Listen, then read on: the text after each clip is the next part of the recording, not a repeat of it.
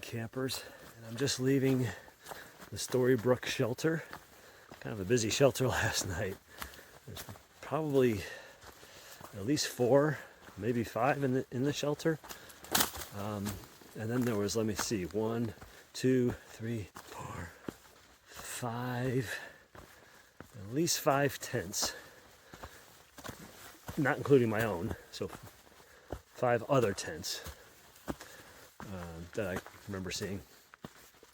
So a big day today. 18.3 miles, 1 mile farther today than I went yesterday. So it's gonna be a tough one. And then I've got to climb Stratton Mountain. I have a little bit of a climb this morning, which I'm doing right now.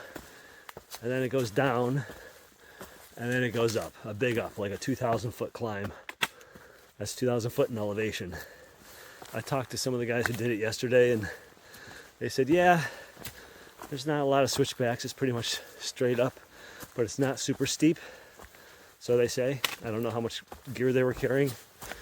Speaking of that, my pack is lighter today, noticeably, because I put my fupa, my little belt pouch, in front instead of in back. And here's another split in the trail. Okay. I had been putting it in the back because I can't get the hip belt, tight enough to sit on my hips because I've lost so much weight. I've got a new hip belt coming, but I just put it down here to keep the weight off my back for a while. I'll probably switch it into the back again after I eat at one of my rest breaks. I'm only carrying 1.5 liters of water. Yesterday I started out with 2 liters, so that's another pound I'm saving. And then the food I ate last night and this morning, so my backpack's probably about 3 pounds lighter than it was yesterday. Holy crap. Okay, so I gotta climb up a big old, let me see if I can zoom in for you. Big old boulder field there. That's the trail. So, all right, well, I gotta get going. I got a lot of miles to cover today, and I just gotta take brief breaks. Luckily, the weather's nice. It's cool. Right now, it's overcast. No wind. The wind finally died, thankfully, although it was nice when I was getting hot. So we'll see how I do. I'll check back in later. Sign about a land survey, and here it is, right there. That's the land survey. That one says U.S. Department of Agriculture. So, very interesting. Not an AT trail marker, but a land survey marker instead. I just realized I forgot to sign the shelter register at Storybrook. That's because when I got there was like somebody sleeping inside the shelter already, and there were other people at the table, and it just, I wanted to get my camp set up and everything, and I just forgot. I should have done it this morning. And again, I just wanted to get on the trail. I was thinking about, almost 18.5 miles today, and getting out of camp before 7, which I did, so I'm on schedule for today. But I forgot to register. Nuts. Okay, I just checked my progress. It's 8 o'clock. I've been out for just over an hour. 2.4 miles. So since it's just over an hour I was out, so maybe I'm doing about 2.2 miles an hour, which is pretty good. I got a lot of this kind of nonsense though here and there, and that slows me down. But I feel pretty good about doing 2.2 miles per hour the first hour. If I can maintain close to 2 miles an hour today, I'll be in real good shape. I really need a minimum of about 1.8 miles per hour to get into camp at a reasonable time. So I'm going to keep plugging away. So 3.3 miles to the top of Stratton Mountain. Almost all of it uphill. I took my raincoat off, starting to get warm under it. I had a Snickers bar, a little energy. I'm probably going to take a break in about an hour. So roughly halfway up Stratton Mountain, or close to it. I'd rather do that than push all the way up to the very top. There's a fire tower up there, but I hear it's very windy, and This might not be conducive to taking a break, although the views I'm sure are amazing. Alright, I'm on Stratton Mountain, climbing the Stratton fire tower. Oh boy, get above tree level here. It starts to get windy. Scary. Yeah. Oh boy. Wow. Some cool views. Wow. Oh, I won't lose my hat. My glasses. Thanks. Okay, I can actually go inside the observation platform here. Oh, without cracking my skull. Oh, good. There's windows. Oh, yeah. Oh, look at that. There's windows. So it's not wind tunnel like the other one.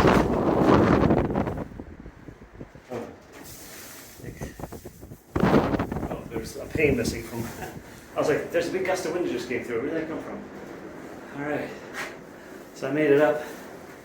It's scary though. Whoa. Can't even see the bottom. All right, let's get a 360.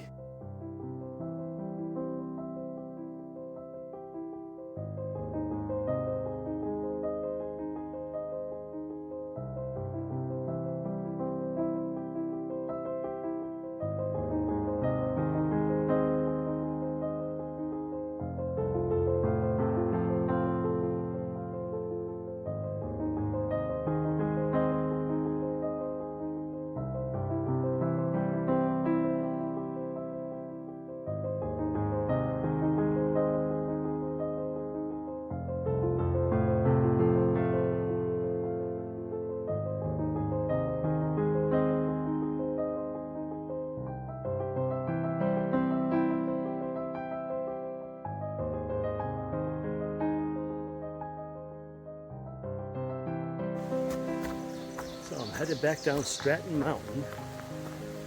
That fire tower was pretty cool. Wasn't as windy today as yesterday. That fire tower yesterday, you could see it wobbling a little bit in the wind. This one I didn't see it moving. Also, the observation deck had glass in the windows, so more protection from the wind. The one yesterday was like a wind tunnel up there. It felt like it was going to blow my hat and glasses off my head, blow me right off the top.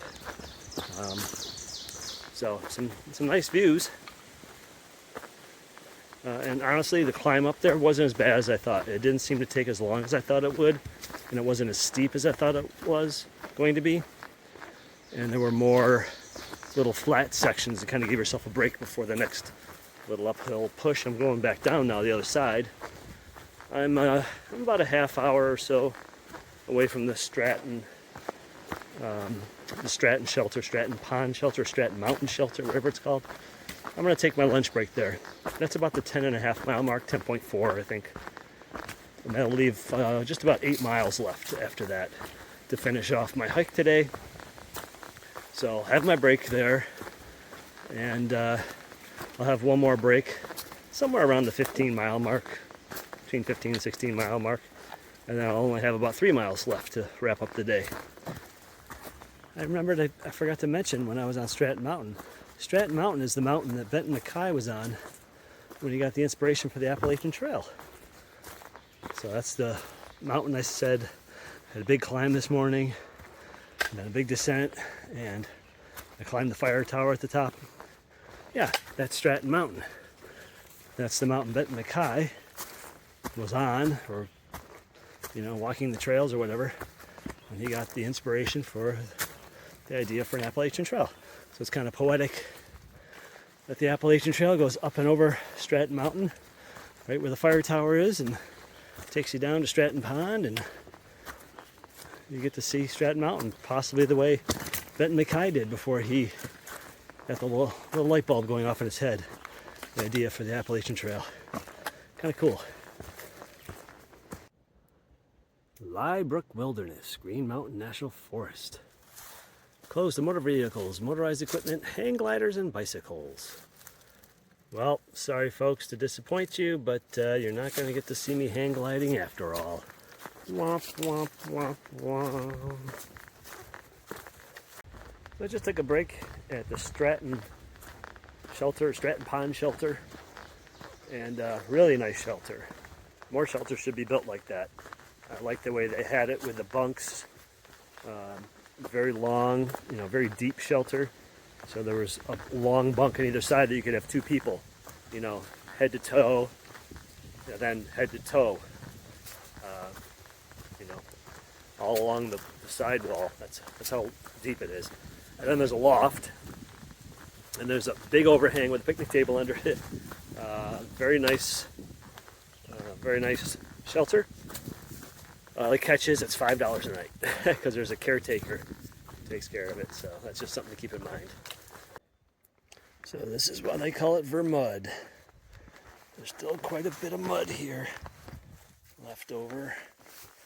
It usually clears up after Memorial Day, but it's been kind of a wet season, so you get a lot of sections like this that are just mud. It's 2 o'clock.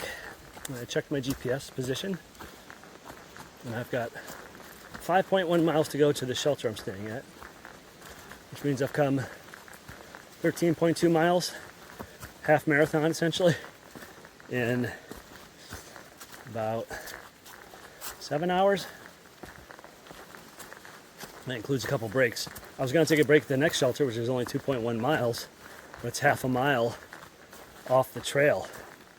And I'm not hiking half a mile off just to take a break and then a half a mile back. That's a full mile. That's, 30 minutes. Those 30 minutes would be better put to sleeping. Getting to the shelter early, getting my camp set up, and going to bed early, rather than just walking to a shelter for no reason other than to sit at their picnic table and have a snack. So, not going to William Douglas Shelter, sorry. Luckily, after that big climb up Stratton and back down again, the trail's been fairly decent. Not without its challenging spots, but it's more or less just been forest floor. I'll show it to you there. Kind of dirt, and there's rocks and roots. There's behind me. Rocks and roots in it, so you still have to watch yourself, but I can easily maintain a 2-mile-an-hour pace.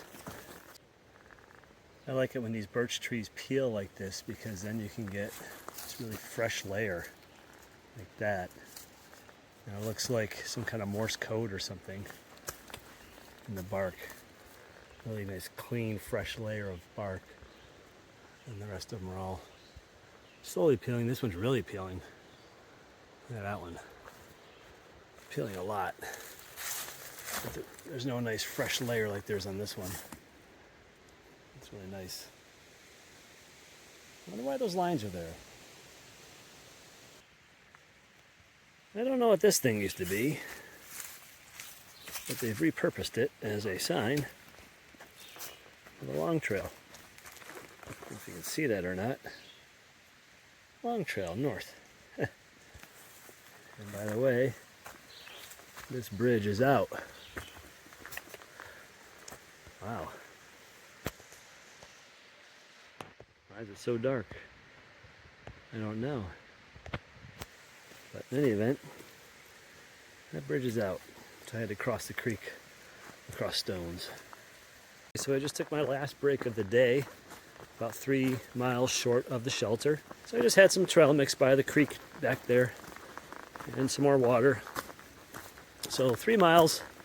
The terrain looks like it goes down a little bit, and then it goes up about 150 foot climb to something called Prospect Rock, which has a view of whatever's out there, and then back down again, and then a tiny little blip up to the shelter.